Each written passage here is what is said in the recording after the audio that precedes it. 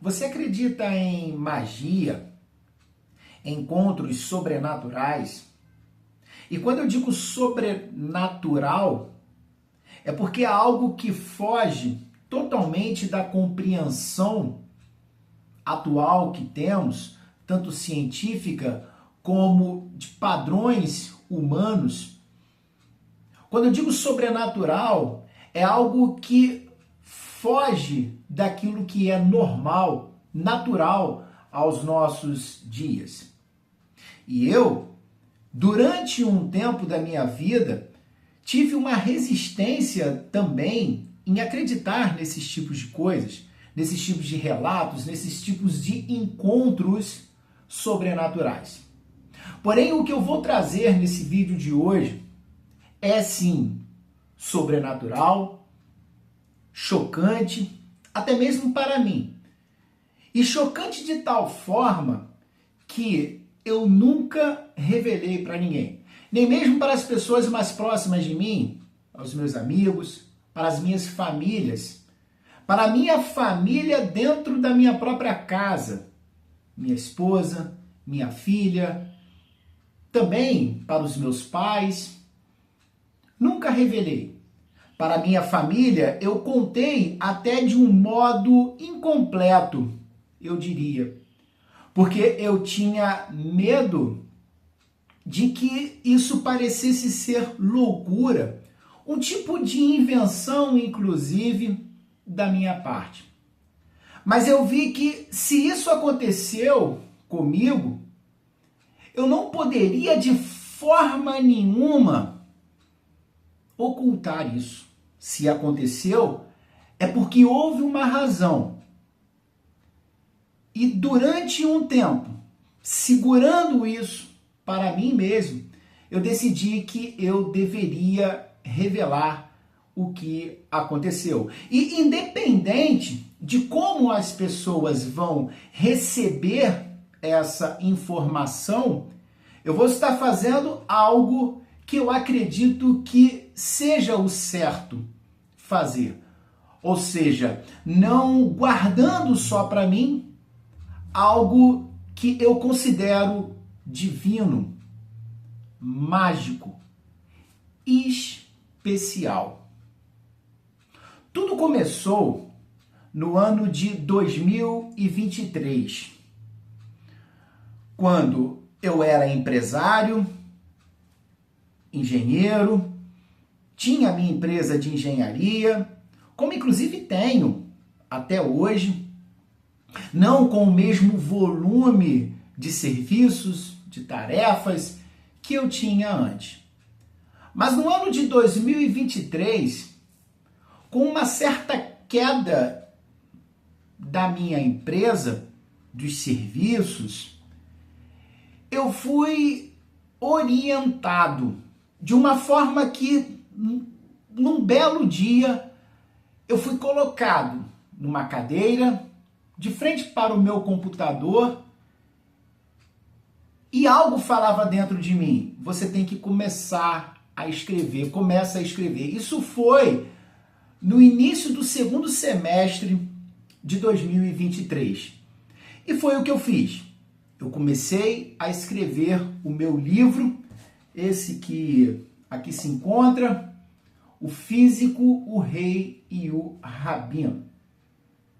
E esse meu livro, O Físico, o Rei e o Rabino, ele conta a história de 3 personagens, um representando a ciência, o físico, o outro representando as religiões, o rabino, e o rei representando o sistema organizacional de coisas, que o sistema político, o sistema de autoridades que nós temos no mundo.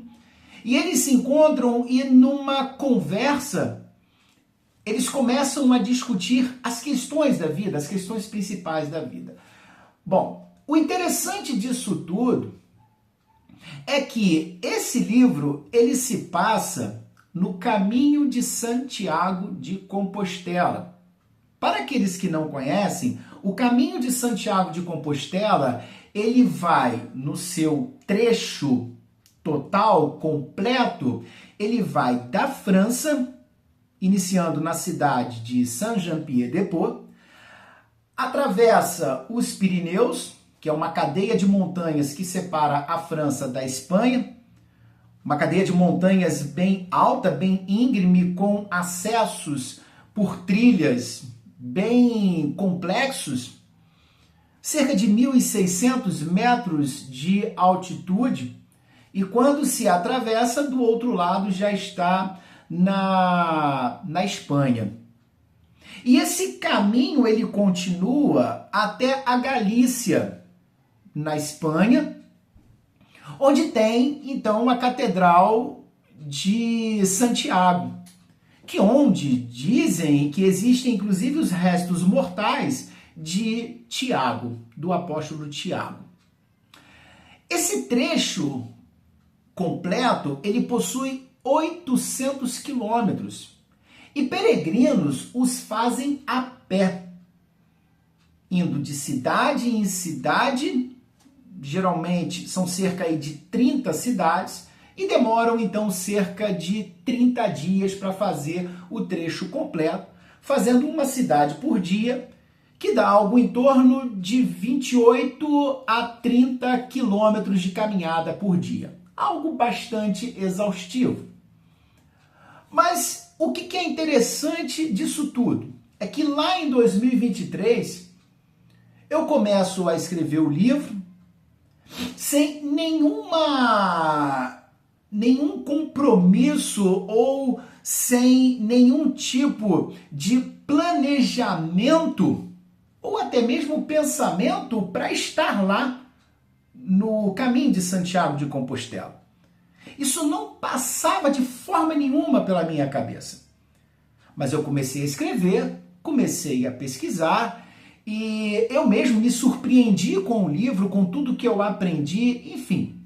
E a história ela é muito emocionante, ela é muito empolgante, é muito incrível. E mostrando então, contando então sobre esses três personagens. Quando foi no final do ano de 2023, eu havia terminado o livro. Agora era momento de procurar uma editora para poder publicar o livro, enfim. Recebi alguns convites por editoras maiores que haviam aceitado o meu rascunho que eu tinha mandado, mas eu não fiquei muito satisfeito com a proposta deles. E eu também não tinha uma intenção naquele momento de viver do meu livro. Então eu resolvi fazer uma publicação independente, onde eu procurei uma revisora e ela fez toda a revisão e todo o trabalho técnico para mim de publicação do livro. Em janeiro, já do ano de 2024, o meu livro já estava pronto, revisado, diagramado, toda a parte técnica pronta, com ISBN, enfim. E daí agora chegava o momento de eu procurar uma gráfica para poder fazer a impressão dos livros. Então, de início, eu fiz 100 impressões dos livros. E comecei a anunciá-los, a apresentá-los para amigos, enfim. Naquele momento, eu já sentia dentro de mim uma certa conexão, um tanto quanto especial, tanto com o livro, talvez eu pensava por se tratar de uma publicação minha. Quando nós escrevemos um livro, verdadeiramente é como um filho que nós estamos ali criando, colocando no mundo para a eternidade. Um livro fica para a eternidade. Então é algo muito especial quando nós vemos aqui, por exemplo, na contracapa, a nossa imagem, quando nós vemos o nosso nome em um livro. Isso é muito especial. Mas eu sentia também que essa ligação, ela tinha muito mais do que apenas produzir o seu primeiro livro. E foi quando, em um despertar dentro de mim, o qual eu não consegui suportar, uma voz dentro de mim falou: você tem que ir para o caminho de Santiago de Compostela, você tem que ir para a França e fazer o caminho completo de Santiago de Compostela. E aquilo era urgente para mim. Só que nós estávamos em fevereiro, que foi quando os meus livros foram... Eu recebi os meus livros em casa pela gráfica. E fevereiro, janeiro, fevereiro, é inverno lá na Europa. E eu comecei a pesquisar e eu vi que não era uma boa ideia eu ir sem nenhum guia, sem nunca ter estado antes nesse caminho, que já é muito difícil, e no inverno. Para subir, por exemplo, os Pirineus, muitos caminhos estão fechados em função do alto volume de neve que existe lá.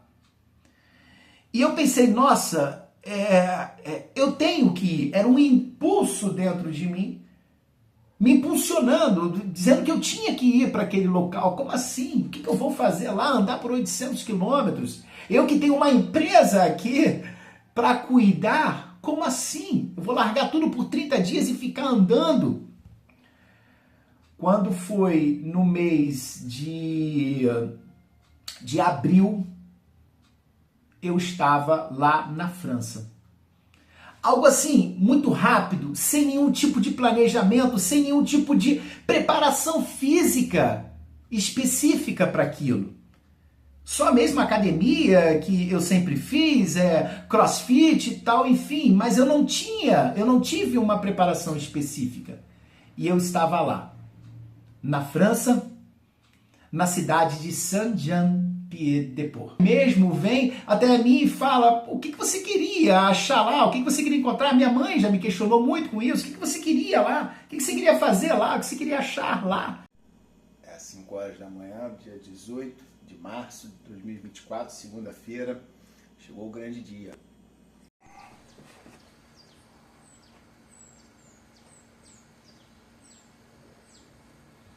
Saindo agora de casa, como todas as pessoas estão fazendo para trabalhar, mas não para um trabalho comum. Serão 800 quilômetros de caminhada durante 30 dias, indo da França até a Catedral de Santiago de Compostela, na Galícia. Se você queria procurar alguma coisa espiritual, era só você meditar, né, com você mesmo, você acharia isso em qualquer lugar. Não, mas eu fui levado para lá. Era bem diferente. E daí então eu comecei nos meus primeiros dias de caminhada. Olá, hoje terça-feira, dia 20 de março de 2024. Estou nesse momento começando o meu caminho. E por todos os lugares que eu passava era muito mágico aquilo, porque eu tinha acabado de produzir uma obra que contava sobre todos os percursos, os caminhos que eu estava por ali passando. Quando a gente faz uma obra, um livro, a gente se identifica, obviamente, com os personagens. E quando existem mais de um personagem principal, obviamente a gente vai pegar um que a gente se identifica mais e vai, inclusive, achar que é ele. Eu me identificava com o físico, cientista, prêmio Nobel, eu trabalho com ciência.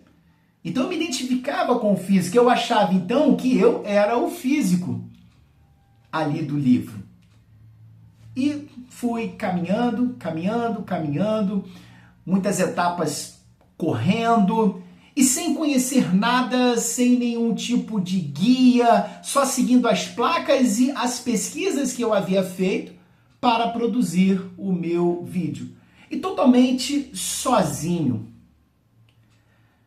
Foi quando num dia, antes de começar a subir os Pirineus, eu peguei a minha câmera de celular e coloquei ela no chão para poder fazer uma gravação minha, né? Eu botei lá no chão e comecei a fazer uma gravação. Foi quando apareceram 3 homens. 3 homens apareceram e começaram a conversar comigo, conversar. Eles se identificaram como irlandeses e começamos a conversar ali, tal. Enfim, eu não havia visto esses homens antes, né? Apesar de todos saírem geralmente dos mesmos albergues, dos mesmos lugares. E aqui é a entrada, né? Quando nós entramos, aí tem cozinha, as pessoas preparam aqui as suas. E aqui é a entrada. Os albergues lá são públicos, a grande maioria deles, tem também os particulares, mas os peregrinos geralmente ficam nos albergues públicos. E geralmente é onde todos ficam, nos mesmos albergues, são os albergues principais. Em Roncesvalles, por exemplo, que é lá no alto dos Pirineus, tem um albergue lá muito conhecido, que geralmente são igrejas, enfim.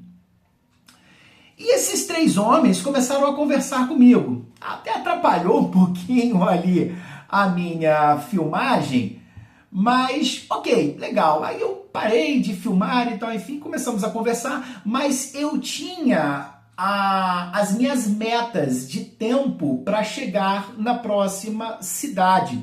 Porque eu queria chegar um pouco cedo, porque quando eu chegava, aí eu pegava meu computador e trabalhava remotamente nas demandas aqui do Brasil, respondendo e-mails, fazendo os projetos e tal, falando com funcionários, enfim. Também para falar com uma família. Então eu gostava de chegar cedo. Eu saía cedo, cerca de 6 horas da manhã, e chegava cerca de 2 horas da tarde, às vezes 3 horas da tarde, na outra cidade. E tivemos uma conversa rápida ali, eu e mais aqueles 3 homens, e fomos andando. E eu não queria ficar muito tempo então ali, e comecei a andar. Só que eles 3 começaram a andar comigo também. Foram andando comigo. O problema é que eles eram 3 senhores. Já de idade, um se identificou como tendo os seus 77 anos, os outros numa faixa de 60 e poucos anos, né? Eles eram senhores. E eles estavam andando comigo e eu fiquei preocupado com aquilo, porque eles estavam muito achegados a mim, muito interessados em conversar comigo. E eu pensei na minha falha ali, eu pensei, poxa, eles vão atrasar a minha viagem, porque eu andava muito acelerado em certos trechos, como eu falei, eu até corria. Em certos momentos do caminho, ainda mais descida, eu vou correndo, eu aproveito para dar uma corrida. Estou com 1h30 de percurso, onde eu vou revezando entre corrida e caminhada. Poxa, eles vão me atrasar. E nesse momento nós estávamos andando pela estrada, que é asfalto, subindo um asfalto. Nós estávamos muito próximos de chegar nos Pirineus, de começar a subir os Pirineus. E fomos andando e eu resolvi acelerar um pouco mais o passo, porque a gente já não estava mais conversando, só andando juntos, e eu resolvi acelerar mais o passo. E acelerei. Só que eles aceleravam comigo. E mantinham a mesma frequência de velocidade que eu estava mantendo, que eu estava aumentando, e eles aumentavam comigo. Bom, ok, estão andando mais rápido. E eu aumentava, e eles aumentavam também, né? E eu não estava aumentando ali para poder fugir deles, é porque era o meu ritmo mesmo natural. E eu comecei a impor o meu ritmo, e eles acompanhando esse meu ritmo. Aquilo me causou certa estranheza, mas Ok, legal. Foi quando chegou num determinado momento onde nós teríamos que sair dessa estrada principal que estávamos e entrar numa trilha por dentro de uma mata fechada.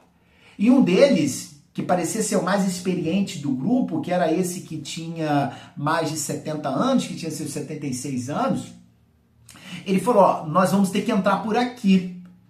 E eu confesso que eu não teria entrado ali se eu estivesse sozinho. Eu seguiria pela estrada. Afinal, ali não tinha nenhuma placa que dizia que teríamos que entrar ali. Ele falou, não, eu tenho certeza, eu já conheço esse caminho. Nós temos que entrar por aqui. Tudo bem, vamos lá. E entramos por dentro de uma mata fechada. Uma trilha mesmo, de chão.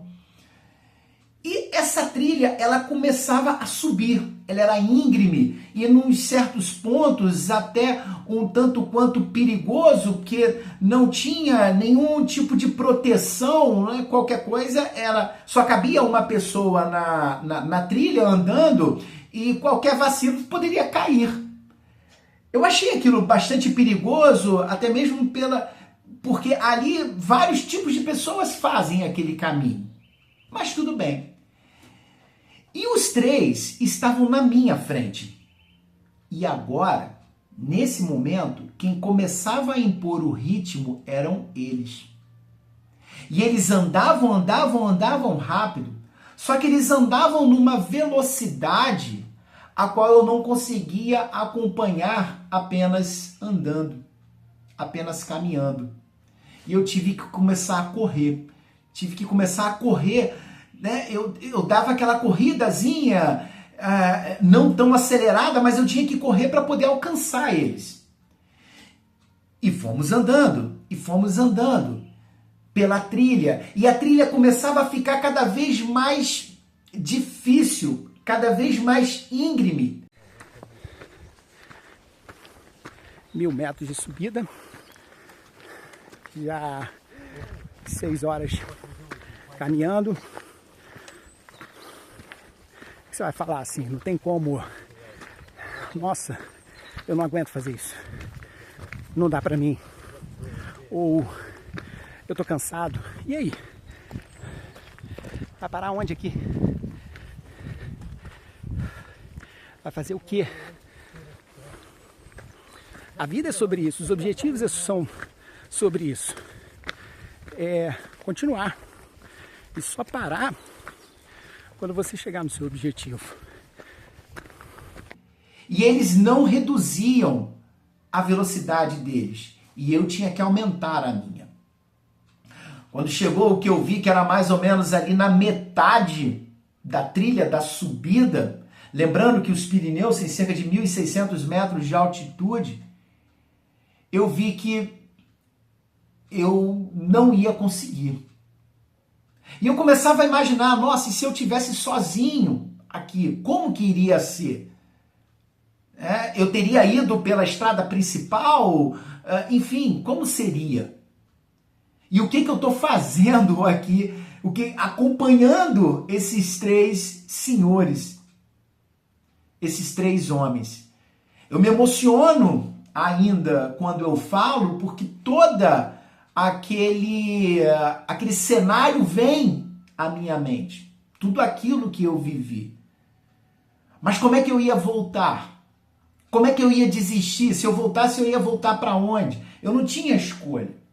A minha escolha, por mais difícil que pudesse ser naquele momento, o desafio que eu tinha que enfrentar, passar naquele momento, era a única opção. E eu tinha que acompanhar aqueles três homens, porque agora eles colocavam o ritmo. E como que eu ia ficar sozinho naquela trilha? Sem nenhum tipo de placa, sem nenhum tipo de informação. Eu tinha que continuar. E fomos andando ainda por cerca de 3 horas de caminhada acima. E eu já estava completamente exausto. O meu corpo já não aguentava mais. As minhas panturrilhas já estavam ficando dormentes. Eu não sentia mais os meus pés, enquanto eles pareciam estar tranquilos. Aquilo parecia ser um caminho normal para eles. Foi quando finalmente nós chegamos no pico dos Pirineus, onde lá no pico existe uma pedra bastante famosa para quem já fez esse caminho de Santiago de Compostela, e as pessoas costumam tirar a foto nessa pedra. Só que quando a gente chega para alcançar esse platô onde fica essa pedra, nós precisamos ainda subir uma diferença de altura.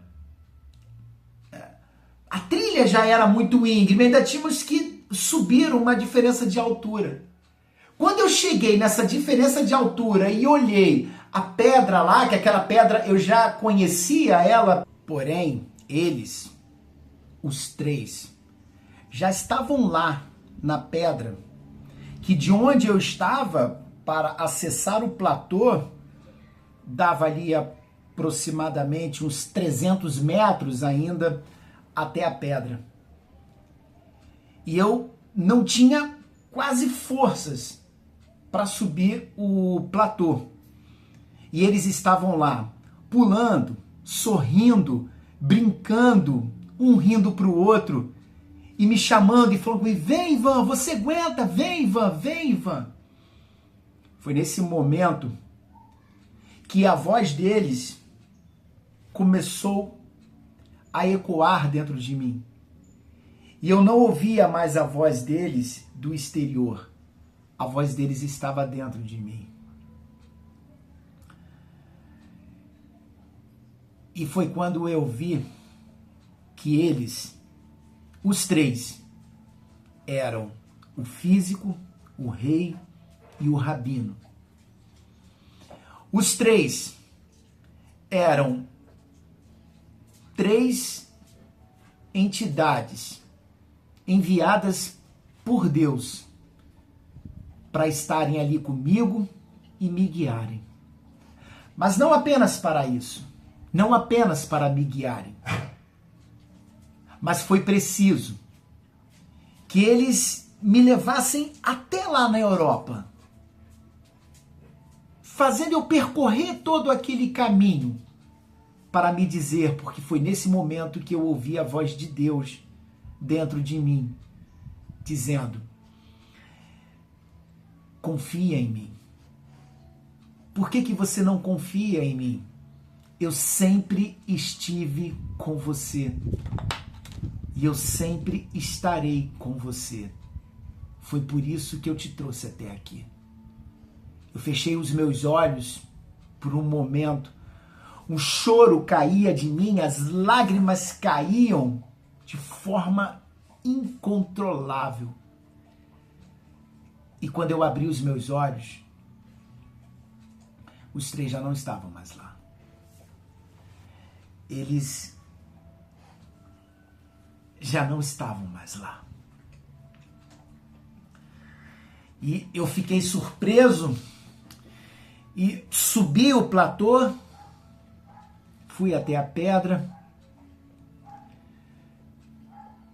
e, sem entender nada, mas sem capacidade de raciocinar, de tão cansado que eu estava, eu só tinha condições de sentir a brisa batendo em mim e uma sensação de paz, de conforto, de segurança, por saber que Deus estava comigo. O tempo todo Ele sempre esteve comigo. E ainda uma voz dentro de mim me dizia o que fez com que eu viesse aqui e revelasse isso nesse vídeo. Você precisa compartilhar isso com muitos. Você vai ser a minha voz nesse mundo. Naquele momento eu saí do platô, eu saí da pedra, fui até o albergue de Roncesvalles, entrei ainda extasiado, muito cansado, sem saber direito o que havia se passado, mas pensando, achando que eu encontraria ainda aqueles 3 homens. Dei entrada no albergue, fui para a minha cama, organizei minhas coisas, tomei um banho, as pernas não aguentavam andar direito e eu me deitei para esperar o jantar.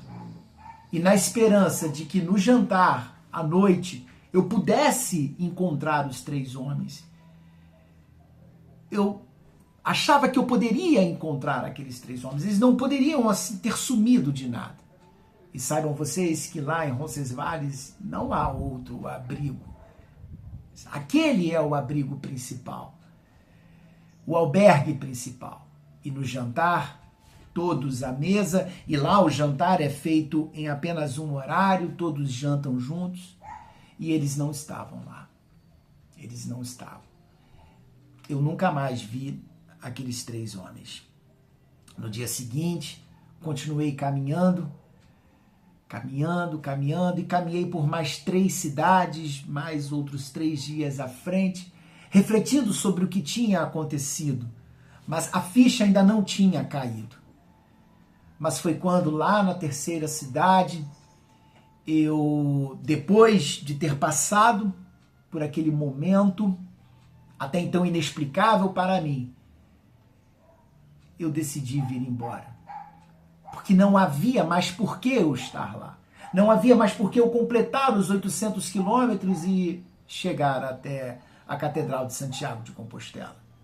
Eu não sou católico, não tinha o porquê. Eu nem sabia até então o porquê que eu tinha ido até lá. E eu vim embora, sem ter completado o caminho físico. Mas eu sabia, eu sentia, e uma paz comigo, que eu tinha completado o meu caminho espiritual. E aos poucos, depois de ter chegado no Brasil, depois de ter vivido aqui até hoje, no ano de 2025, as coisas foram de leve se encaixando. E eu não contei nada disso para ninguém. Eu falei das 3 pessoas, mas eu não falei em como acabou as 3 pessoas, em como elas haviam sumido. E foi então que eu percebi, e foi então que eu aceitei que eu tinha uma missão. E essa é a minha missão. Estar primeiramente falando e revelando isso aqui para vocês. Que cada um de vocês, cada um de nós, somos parte de um Deus vivo que está conosco. E independente da dificuldade, dos obstáculos, dos problemas que passamos, independente de qualquer coisa, tudo faz parte de um aprendizado, de uma oportunidade de evolução. Mas saibam que Deus está com você o tempo todo, te levando, te conduzindo para um lugar especial. Nos próximos vídeos, eu vou compartilhar mais com vocês, mais coisas com vocês, de que nesse tempo eu me reservei, sem contar nada para ninguém, mas que eu consegui evoluir espiritualmente e entendendo muito mais como a vida funciona. E é isso que eu quero compartilhar e proporcionar também para você um alívio, um refresco, uma certeza de que Deus está com você. E por isso nós podemos muito mais do que nós imaginamos. Muito obrigado. Vou pedir para você deixar o like aqui nesse vídeo. Vou pedir para você se inscrever aqui nesse canal, porque é dessa forma que esse vídeo e muitos outros pode chegar para muito mais pessoas que com certeza estarão precisando ouvir isto. Muito obrigado, fiquem com Deus e até o próximo vídeo.